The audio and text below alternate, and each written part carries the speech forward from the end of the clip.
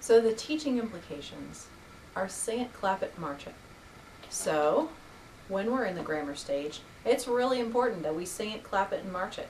I grab my flashcards. I use these a lot every week, and I go to the different sections. I usually have some kind of a game, but I try not to make it a competitive game. I try to get the kids just engaged in mostly thinking about how to answer the question. And then you'll get a lot of ideas from watching the teachers or the tutors at CC. But there's all kinds of ways to take anything that kids like to do. Play-Doh, hopping, building with Legos, or anything else that your kids like to do, drawing pictures, and make it into an opportunity for a relaxed learning time of practicing what they've learned. I go to the different sections and I ask them the key question on the front of the flashcard and see whether they can tell me what's on the back of the flashcard.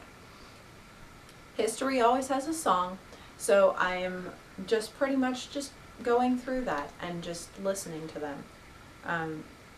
They usually need some reminders at first, but surprisingly quickly they know their stuff.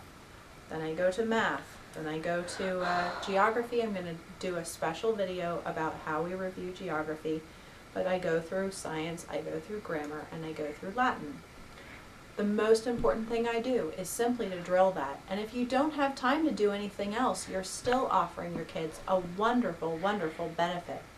However, I usually find that once I'm done teaching my children the basics of reading, writing, and basic math skills, I have some time in my day where I'm still teaching them higher math skills, but now I have time to add some additional teaching.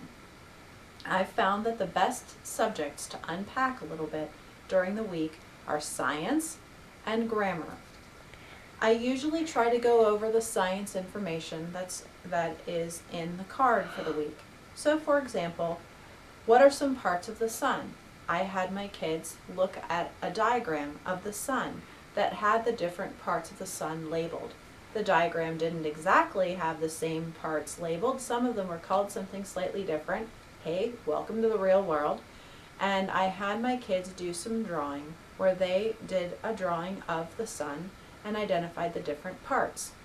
Another week, I had them do a click and drag game that I found online where they learned about the different types of producers, decomposers, and so forth. It's different for each week. I don't usually instruct my kids additionally in grammar every single week, but once they are starting to have several different lists that we can compare, then it's a good time to take a little bit of time out and just sort of review what we've learned, compare and contrast the different things that they've learned, and try to talk about how we can identify the grammar points when we see them in real live sentences walking down the street. I have a wonderful time going through these different facts. I have tried doing other subjects with them, but I found that the most successful subjects to unpack a little bit, to add some more information, are science and grammar. And that's another practical tip from a tried and true, tested CC mom. Okay.